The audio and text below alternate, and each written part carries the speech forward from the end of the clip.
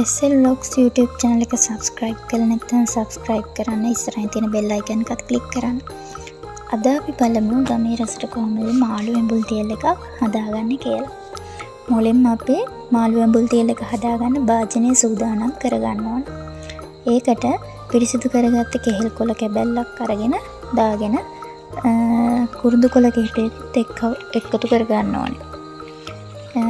අපිට තව පුළුවන් කරපෙන්චයිත කිහිපයකුත් එකට එකතු කරගන්න. ඊට පස්සේ අපි භාජනයක් කරගෙන ඒකට ගොරක පේස්ට් එක රම්ප කරපෙන්චා එනසල් කරාබුනට එකතු කරගමු. ඊට පස්සේ මේ භාජනයටම අපි කහ කුඩු ස්වල්පයක්, ලුණු කුඩු ස්වල්පයක්, එතකොට ගාම්බිරිස් කුඩු ස්වල්පයක් එකතු කරගෙන බලමු පේස්ට් එක හදාගන්න කොහොමද කියලා. මේකට වැඩි නෙමෙයි පොඩ්ඩක් පමණ වතුර එකතු කරගෙන හොඳ උකු ඝන පේස්ට් එකක් හදාගෙන ඒකට මාළු ටික දාලා හොඳට ඒ බැටර් එක තවරගමු.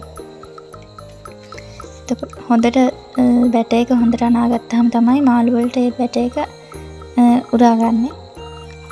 ඊට පස්සේ අපි බලමු මේක කොහොමද ඇතිලියට අතුරු ගන්න කියලා.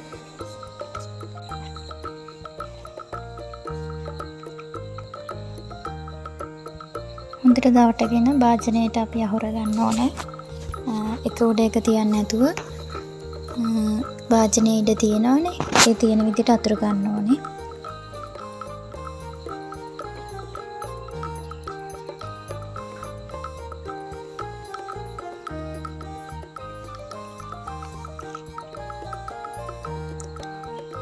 ඉතින් භාජනයේ තිබ්බ පේස්ට් එකට වතුර චුට්ටක් එකතු කරලා ඉතුරු ටිකත් මේ මාළු ඇඹුල් තියල් භාජනයටම එකතු කරගන්නවා.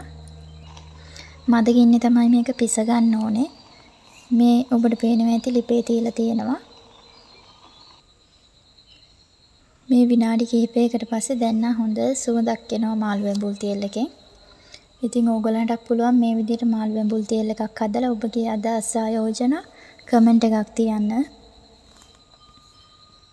ඉතින් අපි මේ වතුර ටික තව පොඩ්ඩක් හිඳව ගන්න ඕනේ.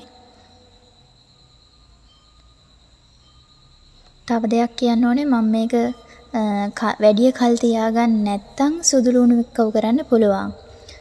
කල් තියනවා නම් මාළු ඇඹුල් තියල් එක සුදු ලුණු එක්කව කරන්නේ නැහැ. මේ තියෙන්නේ අපි පිසගත්ත මාළු ඇඹුල් තියල් එක. දැන් ඉතින් පිළිගන්නවන්න තමයි තියෙන්නේ.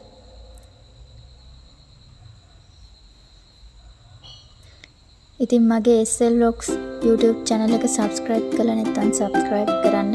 ඉස්සරහින් තියෙන bell icon එකත් click කරන්න අමතක කරන්න එපා.